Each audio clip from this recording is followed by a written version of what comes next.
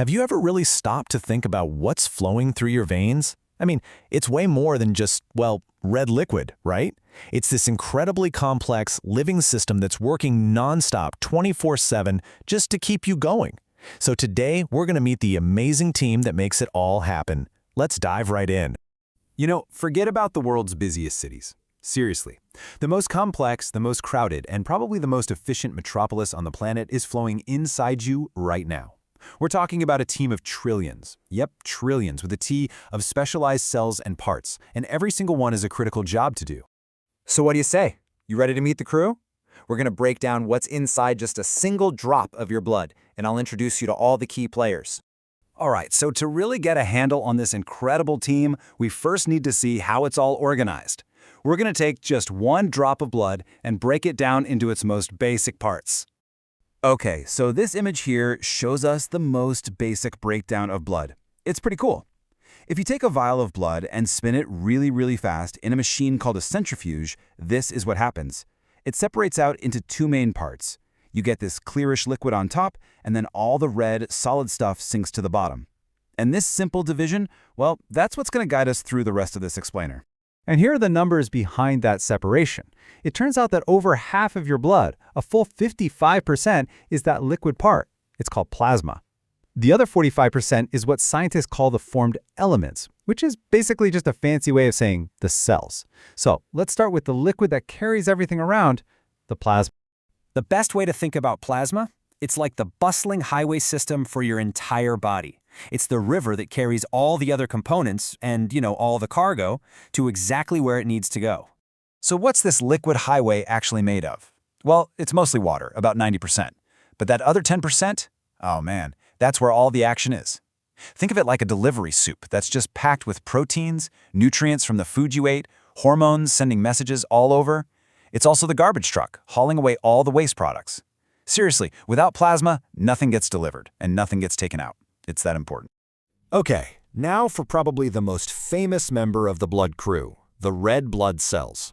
These guys make up the vast majority of those formed elements, and they have one of the most critical jobs in your entire body, delivering oxygen.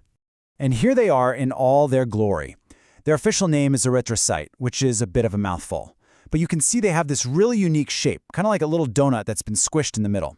These little guys are the reason our blood is red, and they are by far the most numerous cells in our whole body. It's not even close. So here's the deal with their mission. It's all about oxygen. They transport oxygen from your lungs to literally every single tissue, and then they bring the waste product, carbon dioxide, back. Their key tool for this is an amazing iron-rich protein called hemoglobin. That's what actually grabs onto the oxygen. And get this is my favorite part. Mature red blood cells actually get rid of their nucleus. Why would they do that? To make more room for hemoglobin, which means they can carry the absolute maximum amount of oxygen. They are total specialists. And just to give you a sense of the scale we're talking about here, in a single tiny drop of blood, we're talking about the size of a pinhead, you have around 5.2 million of these cells. Let that sink in for a second. It is an absolutely staggering number, and it just goes to show you how unbelievably critical that oxygen delivery mission really is. Okay, so while the red cells are busy with all their deliveries, there's a whole other team on patrol. These are the white blood cells, or leukocytes. Think of them as the bodyguards, the security force for your entire circulatory system. These are the cells that literally go to war when you get sick. They're the reason you feel so run down when you're fighting off a cold. Now, just take a look at this comparison. On the left, you see all those red blood cells, right? They're all uniform, pretty much identical. But on the right, well, the white blood cells are a totally different story. They're a much more diverse bunch. They come in all these different shapes and sizes, and that's because they all have very different security jobs to do. So we can actually sort this diverse security team into two main families. It all depends on whether they have these little speckles or granules inside them. You've got the granulocytes, think of them as the frontline soldiers, and then you have the agranulocytes, who are more like the intelligence agency and the special ops division. So let's meet a key player from each of these families. First up, from the granulocyte family, let's talk about the neutrophils. You can think of these guys as your immune system's first responders, like the EMTs. They're the most numerous type of white blood cell, and the moment you get a cut or an infection, they are the very first ones to race to the scene and start fighting off any invading bacteria or viruses. And then, from the agranulocyte family, you've got the lymphocytes. These guys are the brains of the whole security operation. They're the ones responsible for creating these super targeted weapons called antibodies. And what's even more impressive is that they remember the bad guys they've fought before. This memory is the entire basis for long-term immunity. It's exactly how vaccines work. Okay, so we've got our delivery crew, and we've got our bodyguards. But what happens when there's a leak in the system? A cut? A scrape? That's where our third player comes in. These are the platelets, and they're the emergency repair team. Now, what's so interesting about platelets, also called thrombocytes, is that they aren't even complete cells. They're just these tiny little fragments. But don't let their size fool you. Their mission is absolutely vital. The second a blood vessel gets damaged, they rush to the site, they get all sticky, and they clump together to form a plug, what we call a blood clot. And this process, well, it literally saves your life by stopping you from bleeding.